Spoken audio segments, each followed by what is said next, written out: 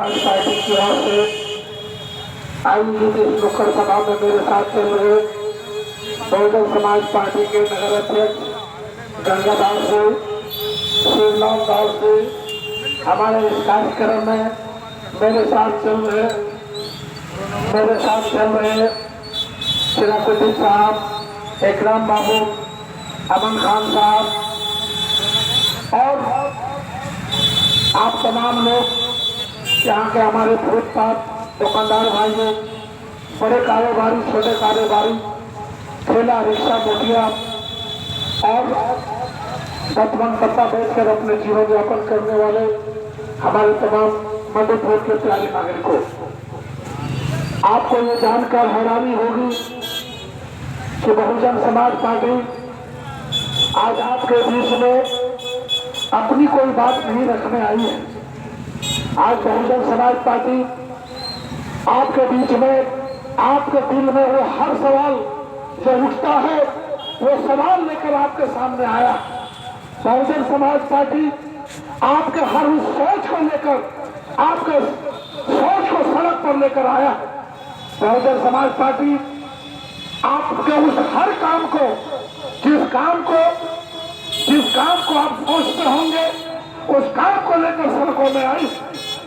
Bahujan Samaj party Madhyapur में व्याप्त भ्रष्टाचार, चाहे वो बिजली डिपार्टमेंट का हो, नगर परिषद का हो, स्वास्थ्य का हो, थाने का हो या अन्य जगहों का है, उन तमाम मुद्दों को लेकर आपके बीच में आया।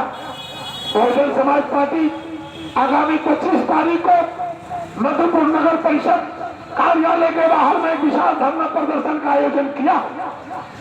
धरना प्रदर्शन का आयोजन इस मुद्दे को लेकर किया है। आज मैं हर चौक चौराहे पर चाय दुकान, पान दुकान, कपड़े दुकानदार के गच्चरों पर, चाय बेचने वाले के दुकानदारों के पास एक ही सवाल पूछता आता था कि हमारा टैक्स बढ़ गया, हमारा टैक्स बढ़ गया। आपका टैक्स नहीं बढ़ा है, आप पर एक बहुत बड़ा बोझ लाद दिया गया है, जो आपको मैं बताने आया। पहले जब आपका वोट चलता था, जब इस शहर के नगर परिषद में हम चेयरमैन, डिप्टी चेयरमैन के रूप में थे, हमारा वोट चलता था, हमने टैक्स को नियंत्रण करके रखा था। जैसे ही वोट गिरा, इस सरकार ने झारखंड मुक्ति मोर्चा की सरकार ने 33.5% होल्डिंग टैक्स बढ़ाया और जो कॉमर्शियल प्लेस है उसका 400% टैक्स बढ़ाकर आप पर बहुत भारी बोझ लादने का काम किया। यही जाके वो नहीं रुका।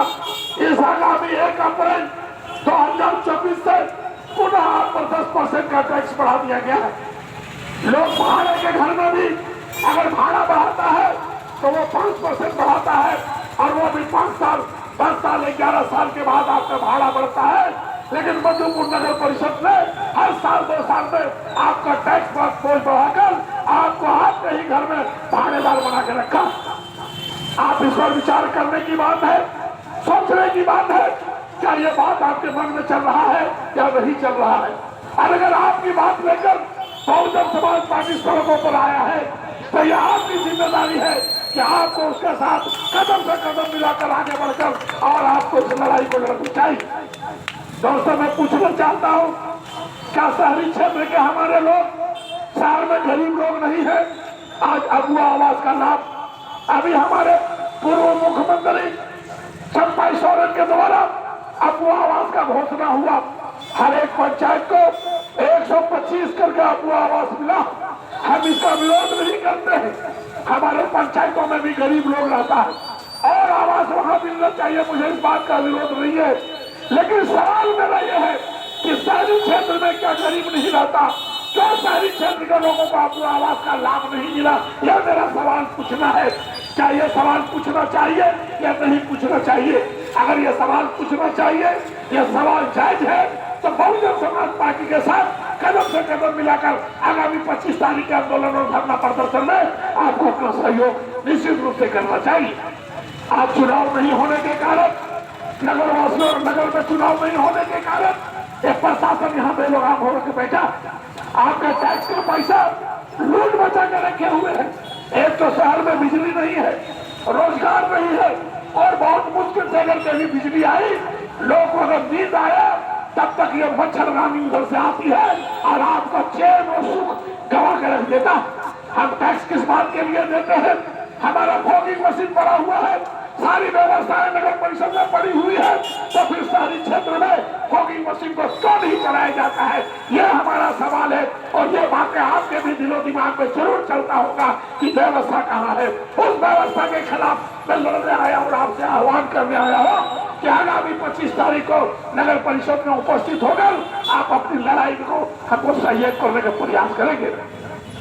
दोस्तों, आप देख रहे हैं आज 5 वर्षों में, इस 4.5 वर्षों में मैं आपसे कहता हूं, जो बड़े बड़े नेता आपके पास आते हैं, फीता काटते हैं, सायरन बजाते हैं और वीआईपी गाड़ियों में घूमकर शीशा बंद करके आपको चला जाता है, उससे आप पूछने की जरूरत है कि 4.5 साल हो गया, शहरी जल आपूर्ति योजना क्या हुआ? आज 4.5 वर्षों में जो सड़क टूटा फूटा छोड़ के चला गया था, जब तक यहाँ पे हम लोग थे काम तो चल रहा था, लेकिन इस 2 साल 2.5 साल में ये झारखंड मुक्ति मोर्चा की सरकार ने एक भी पैसा नगर निगम को नहीं दिया, नगर परिषद को नहीं दिया, जिससे शहरी जल आपूर्ति योजना का काम पूरा हो सके। इसीलिए यह भी मेरा सवाल है, इस सवाल को लेकर हमारा धरना प्रदर्शन है। आज साफ सफाई, विधि व्यवस्था, सारा चीज चरमराया हुआ है। हमारी जिम्मेदारी है कि हम आवाम की आवाज बनते हैं, हम उन मुद्दों को लेकर सड़कों पर आते हैं जो आम जनता समझती है, गरीब लोग सोचता है, एक गरीब लोग का आवाज बनने का मैं प्रयास करता। इसलिए दोस्तों, आगामी 25 तारीख को नगर परिषद कार्यालय के जस्ट सामने में कल ही के दिन विशाल धरना प्रदर्शन है।